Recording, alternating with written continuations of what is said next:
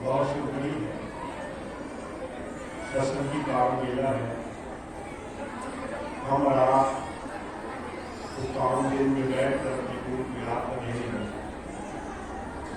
हमारे इस मनुष्य जीवन की सार्थकता कैसे होगी, हम अपने मनुष्य जीवन को कैसे सार्थक करेंगे, इसके लिए संतों ने, महापुरुषों ने, प्रभु प्राप्त योगियों ने इस संसार में आकर के हमें तरह तरह के साधनों से जोड़ा है। एक संत का साधन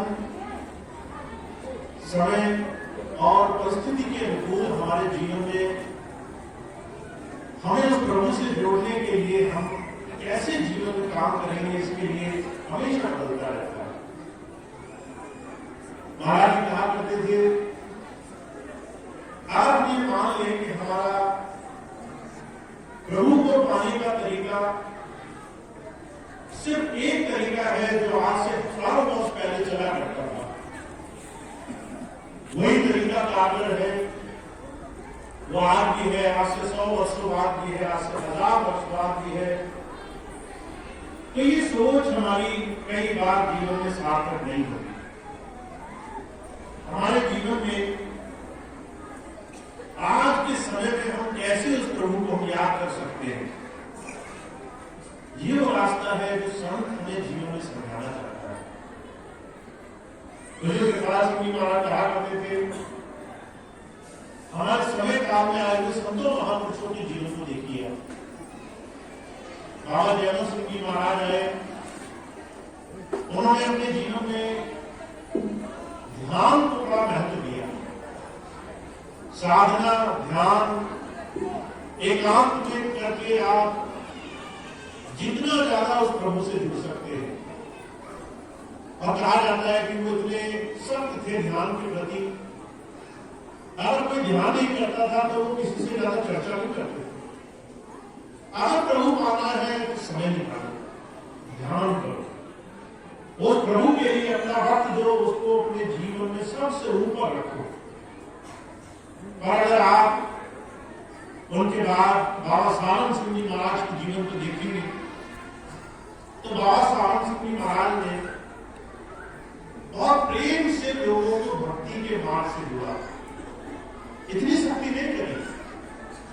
बाबा सावन सिंह जी महाराज के समय की बात प्रसिद्ध है कि वो लोगों को सेवा से, सत्संग से, लोगों को सहज भाव से भक्ति कराया करते थे। भजन की बात उन्होंने भी कही और उन्होंने कभी उस पर बहुत सख्ती नहीं करी, कभी उसके लिए बहुत नाराजगी नहीं जताई, सहज भाव से भक्ति कराई। और बाबा साहब सिंह जी महाराज कहा करते थे, जब तुम सहज भाव से सतगुरु से प्रीति करोगे तो तुम्हारी धुन खुल जाएगी, तुम्हारा शब्द जारी हो जाएगा, अंदर से अनंत की आवाज एक आ रही है वो आने लग जाएगी।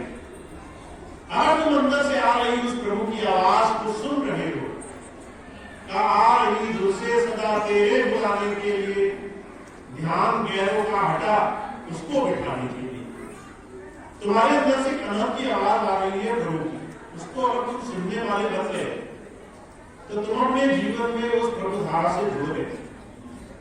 और उसको सुनने के लिए तुम्हारा मन निर्मल होना चाहिए। मन में छल, कपट, द्वेष, भेदभाव, मन में तेरी मेरी, मन में संसार का अहंकार अगर है तो उस प्रभु की आवाज नहीं आएगी। तो बाबा सावन सिंह जी महाराज ने प्रेम मार्ग के रास्ते पर जोड़ा।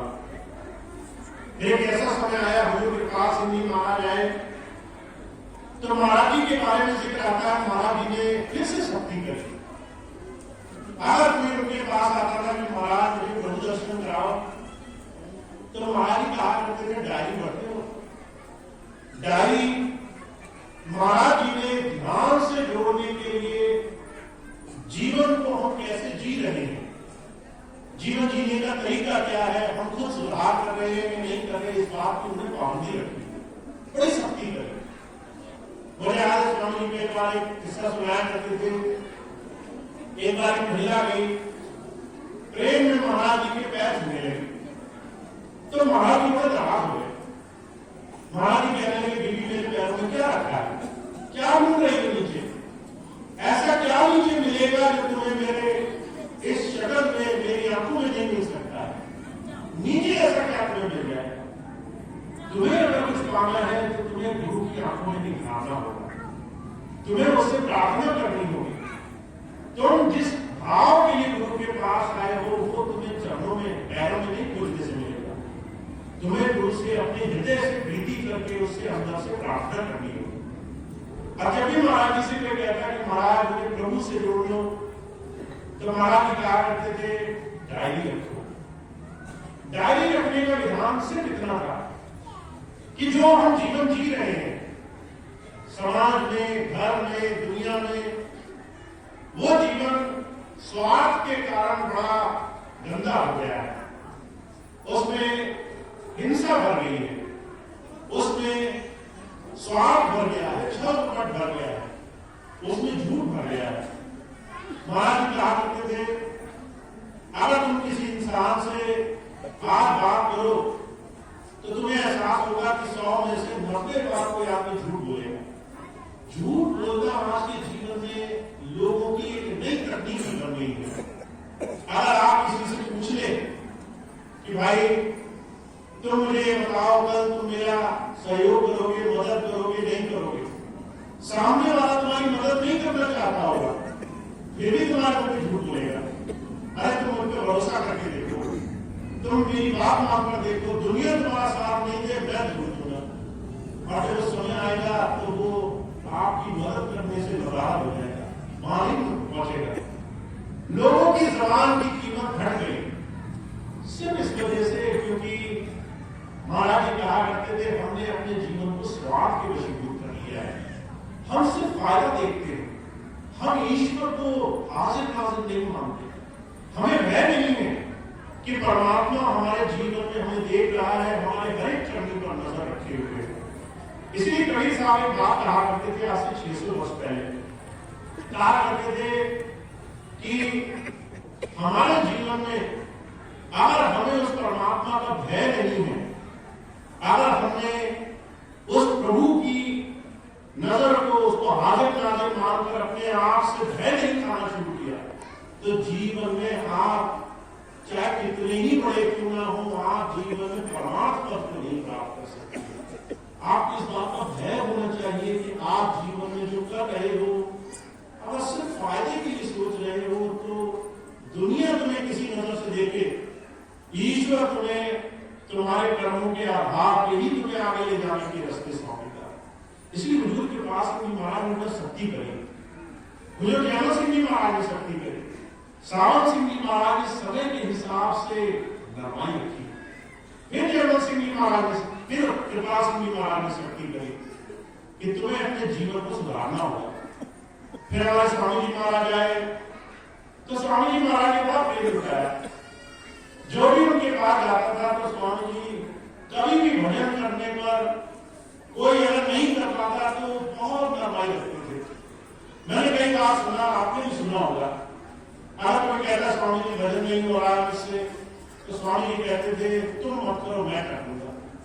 स्वामी जी से कोई कहता स्वामी जी मैं आपको याद नहीं कर पाता हूँ, स्वामी जी कहते थे कोई बात नहीं, इधर उधर जैसे हो सके 5 बार इसे नाम ले लिया करो, सुबह सुबह उठते ही 5 बार नाम ले लिया करो। ऐसे सर्व साधन स्वामी जी ने रखे। संत आता है हमारे जीवन को जानता है, जिस तरह का हम सामाजिक जीवन जी रहे हैं, इसमें सांसारिक अच्छाई बुराई लेन देन सब कुछ भरा हुआ है, पर ऐसे में हम कैसे आज उस प्रभु को याद करेंगे, ये बात अगर हम समय के अनुरूप जीवन में नहीं धारण करते तो जीवन में हम पुरानी पद्धतियों से लाभ नहीं उठा सकते।